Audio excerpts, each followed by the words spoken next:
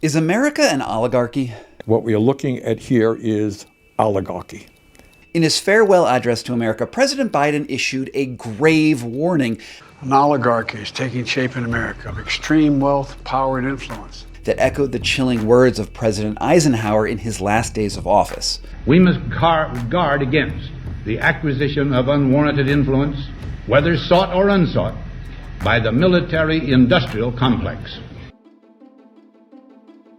So the video you're watching right now first appeared on my back channel just a few days ago, and I think it's really important to talk about what the incoming administration might do from the perspective of the outgoing administration, because, I don't know, politics is sometimes important, but I don't like always crowding up what I do with my main investigations. That's why I have these two channels, the back channel and the front channel, and I just started the back channel recently, and I only have 2,500 followers, but I post there all the time.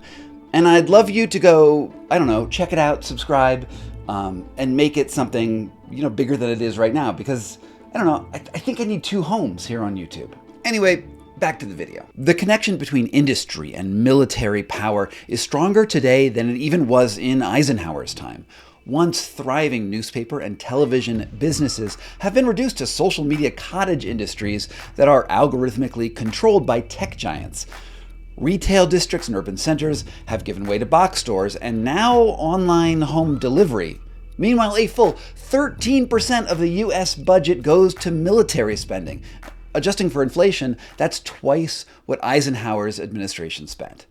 But Eisenhower wasn't only worried about private-public partnerships, he was also worried about the privatization of government power.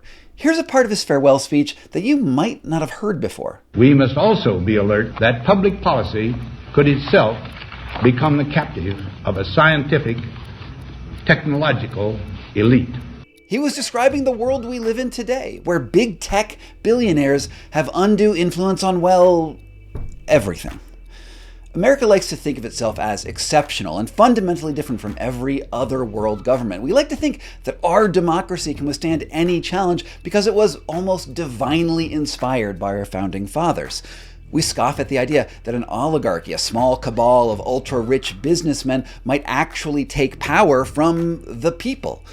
We associate oligarchs with the corruption of the Russian system, which is perhaps why it's worth considering how Putin sees the new American administration. Victory. The Russian president claiming a new world order is now taking shape. The New World Order isn't actually new, it's ancient. In its last years, political power in the Roman Republic fell into the hands of a powerful business and military elite, the original oligarchs, who shared power and ruled not by law, but by decree. And it's worth pausing here to note that Elon Musk, the wealthiest man in the world, who is alone worth $400 billion, often likens America to Rome, and even tweets pictures of himself in Roman regalia. Perhaps he sees himself as Pompey, the rich military leader who teamed up with Caesar to formally overthrow the Republic. But even if you don't want to give in to historical allegories, more to the point, this unelected businessman is systematically using his influence to make or break elections. He even stalled the signing of a government budget, risking a government shutdown before Trump took office. This blurs the lines of what elections even mean. Here's Bernie Sanders again. The wealthiest person in the world, who spent at least $277 million to elect Donald Trump in a Republican Congress, has now claimed complete ownership of that party. And what he is saying is, hey, Republicans, forget your constituents, forget your constitutional responsibilities. If you don't do what I, Elon Musk, want you to do, you're out of office. And I have the money to do just that. My friends, what we are looking at here has nothing to do with democracy. What we are looking at here is oligarchy. This is up and up. Government by the billionaire class for the billionaire class. Elon even has his own government department named after him, Doge, a way to actually remove more government and give, I guess, him more power. But it's not just Elon. I mean, he's certainly the most powerful non-government decision maker. But he's hardly the only one with overt political influence.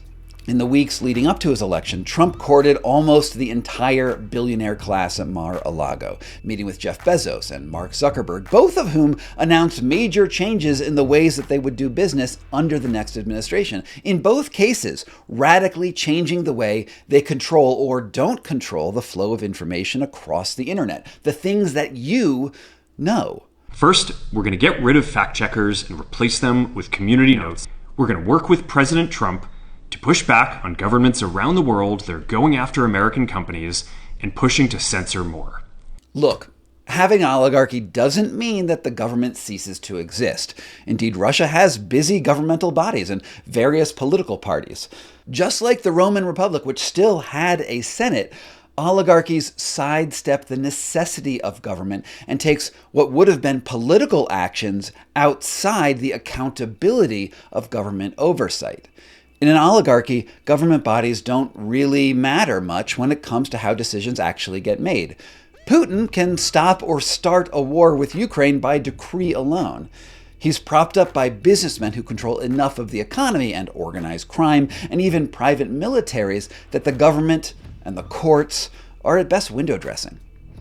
And this is why we should pay attention to Biden's farewell warning, because the signs are here. This is a dangerous concentration of power in the hands of a very few ultra-wealthy people. The dangerous consequences if their abuse of power is left unchecked. It's fair to say that the average American has lost faith that the government can properly represent them. Electing a billionaire to the president office was perhaps just a tacit endorsement for the people giving up on having their own power. So they just want to trust someone else to use the power for them. Because I guess democracy, it's hard. But is this what you want? Do you want a country where the courts are bought and paid for and law gives way to loyalty? Do you want the billionaires to control every aspect of our lives without real mechanisms to hold them to account? Are you okay with the knowledge that all of the information you consume online is ultimately controlled by a few tech billionaires who can alter the character of free speech with a tweak of an algorithm? If so, then you might like living under an oligarchy. You might even make more money yourself under an oligarchy. But if not, maybe now is the time to organize, because that's what Biden's farewell speech was all about. There isn't much time left for a country that seems intent on giving up on the ideals that it was founded on. There's a lot more where this came from, whether it's videos about Luigi Mangione or ranking the worst health grifters to the least worst health grifters.